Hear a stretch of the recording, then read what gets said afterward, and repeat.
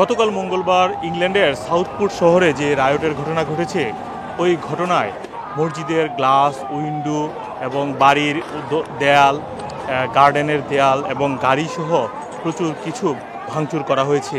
এছাড়াও দোকানে লুটপাটের ঘটনা ঘটেছে। এছাড়াও ৩৯ জন পুলিশ আহত হয়েছেন। ওই ঘটনায় ২২ জনকে হাসপাতালে নেওয়া হয়েছে।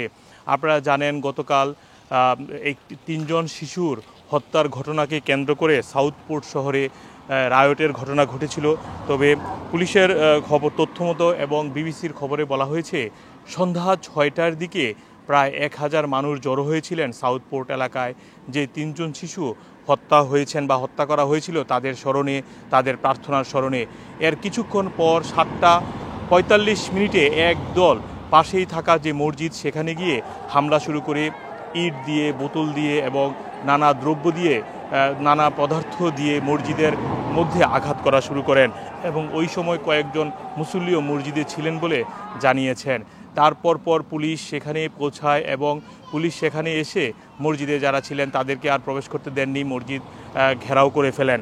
এই ঘটনাটি সূত্রপাত হয়েছে আপনারা জানেন গত সোমবারে মসজিদের পাশেই আরও একটি বিল্ডিংয়ে সেখানে নাচের ক্লাস হতো, ইয়োগার ক্লাস হতো। কিন্তু ওই ক্লাসের মধ্যেই চলা অবস্থায় কোনো এক ব্যক্তি সোমবারে ওখানে প্রবেশ করে ৩ জন শিশুকে ছুরি দিয়ে আঘাত করেন এবং সেখানেই ২ জন মারা যান এবং হাসপাতালে নেওয়ার পর আরও একজন মৃত্যুবরণ করেন এবং আরও কয়েকজনের অবস্থা গুরুতর। তবে সোশ্যাল মিডিয়ায় ছড়িয়ে পড়ে যে হামলা করেছে সে একজন মুসলিম এবং এই মিথ্যা তথ্যটি ছড়িয়ে দেওয়া হয়। তবে বিভিন্ন মাধ্যমে জানা গিয়েছে ওই ছেলেটি আফ্রিকা থেকে আসা এবং তার বয়স ১৭ বছর। সে কার্ডিফ থেকে এসেছে সাউথপোর্ট এলাকায়, তাকেও আটক করেছে।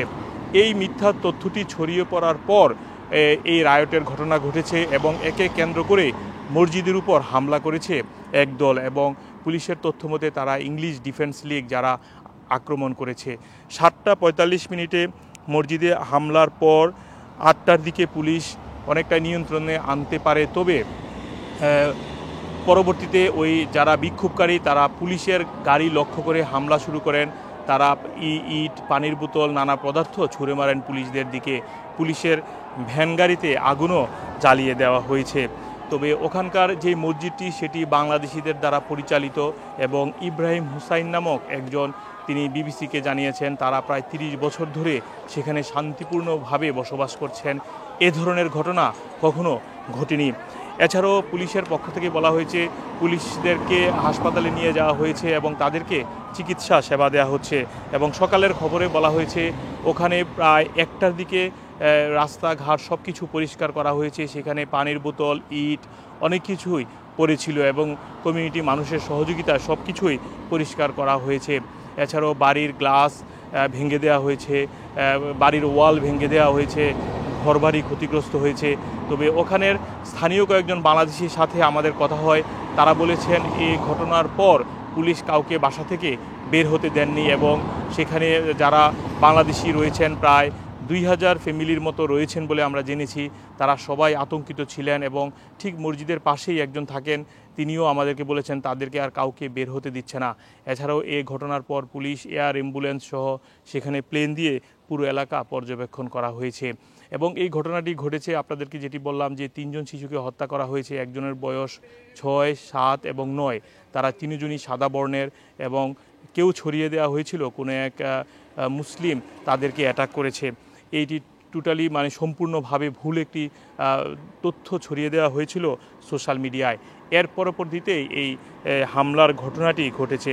এখন পর্যন্ত আমরা যেটি জানতে পেরেছি ওই ঘটনায় পুলিশ সম্পূর্ণ নিয়ন্ত্রণে নিয়ে আসতে পেরেছে এবং যে ওয়ালগুলো ভাঙ্গা হয়েছে, যে রাস্তা ক্ষতি হয়েছে সেগুলো মেরামত করা হচ্ছে এবং কমিউনিটির মানুষ সহযোগিতা করছেন এ ধরনের সহযোগিতায় এবং ওখানে বাংলাদেশিও রয়েছেন। আমরা পরবর্তী কোনো খবরের মাধ্যমে বাংলাদেশিদের কথা আরও তুলে ধরার চেষ্টা করব। তবে বাংলাদেশিদের বাড়িতে এবং ওয়ালেও হামলা হয়েছে আমরা জানতে পেরেছি। তো আপনারা আমাদের সঙ্গে থাকুন, টুই নিউজের সঙ্গে থাকুন। পরবর্তীতে কোনো আপডেট আপনাদেরকে তুলে ধরব সাউথপোর্টের এই ঘটনায়। মোহাম্মদ আব্দুল হান্নান, টুই নিউজ, যুক্তরাজ্য।